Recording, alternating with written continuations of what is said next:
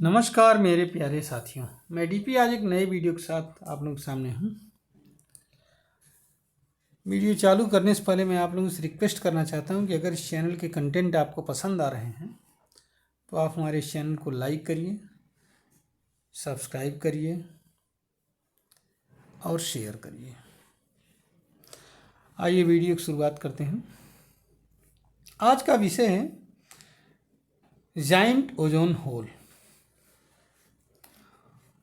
हम सभी लोग जानते हैं कि ओजोन एक गैस होती है जिसका जनरल फार्मूला O3 होता है, O2 नहीं, ध्यान रखना। 3 ऑक्सीजन एटम से मिलकर के बनता है, 3 ऑक्सीजन एटम से मिलकर के बनता है।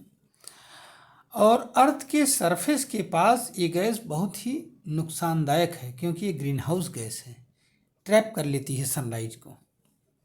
तो अर्थ के सरफेस के पास बहुत ही नुकसानदायक गैस है। इसके साथ ही साथ ये गैस मतलब बहुत ही बैड स्मेल होता है इस गैस में। तो अगर अर्थ के सरफेस के आसपास ये गैस पाई जाएगी तो इतना बैड स्मेल आएगा कि हमारा जीना दूभर हो जाएगा। ये गैस, यही ओजोन गैस स्ट्रेटोस्फीयर में मतलब धरती की सतह से लगभग 15 से 50 किलोमीटर की ऊंचाई पर स्ट्रेटोस्फीयर में यही गैस एक लेयर के फॉर्म में प्रेजेंट है, ओजोन गैस। और इससे अल्ट्रावायलेट रेडिएशन अर्थ तक नहीं पहुंच पाता है। अल्ट्रावायलेट रेडिएशन की वजह से म्यूटेशन और बहुत सारे चेंजेज हो सकते हैं। स्किन कैंसर जैसी डिजीज हो सकती है, कैटरैक्ट हो सकता है, आँखों में आई का कैंसर हो सकता है। तो ये सारी चीज़ें अल्ट्रावायलेट रेज से होती हैं। ओजोन गैस इस रेज को अर्थ पर पहुंचने से रोक देता है। अब यूरोपियन स्पेस एजेंसी ने एंटार्कटिका में के ऊपर अभी हाल में एक बड़ा सा ओजोन होल देखा है, 26 मिलियन स्क्वायर किलोमीटर, मतलब ब्राज़ील कंट्री से 3 गुना बड़ा, 3 टाइम्स ब्राज़ील से। ठीक है। अब इसमें होल का मतलब ऐसा नहीं कि ओजोन में होल हो गया है। असल में ओजोन की डेंसिटी नापी जाती है। इस डेंसिटी को नापने के लिए एक यूनिट यूज होती है, डॉप्सन यूनिट, जिसकी खोज गॉर्डन डॉप्सन ने किया था। ये यूनिवर्सिटी ऑफ ऑक्सफोर्ड में रिसर्चर थी। 1920 में इसकी खोज की गई, डॉप्सन यूनिट की। तो प्रेशर को नापने के लिए डॉप्सन यूनिट का यूज किया जाता है। तो अर्थ के सरफेस से लेकर के 15 to 50 किलोमीटर की ऊंचाई तक जो भी ओजोन गैस है उसका जो प्रेशर है अर्थ के सरफेस पर, वही है डॉप्सन यूनिट। तो फिलहाल 220 मिनिमम है और 440 मैक्सिमम है। ठीक है। अब 220 डॉप्स अगर डीबी है, डीबीयू, डॉप्सन यूनिट का डीबीयू कहा जाता है।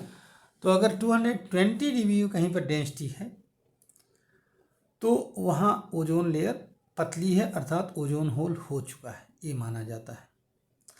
अब इस ओजोन होल की साइज बदलती है मौसम के हिसाब से।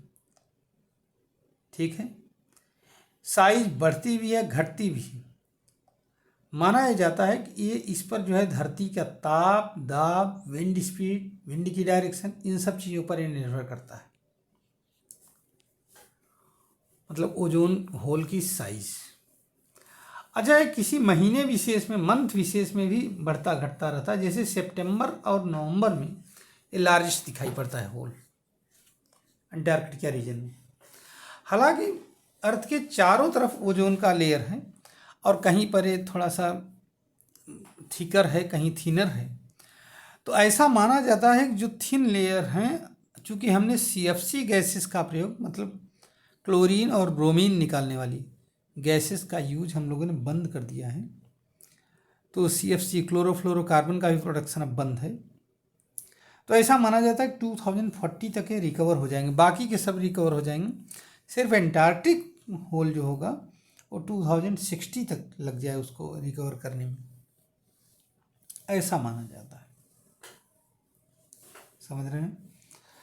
अब इस ओजोन होल के विषय में हम एक आध दो बातें और जानते हैं, ठीक है। जैसे डॉप्सन यूनिट जो है उससे हम मेजर करते हैं ओजोन होल को। और एक बात और भी है कि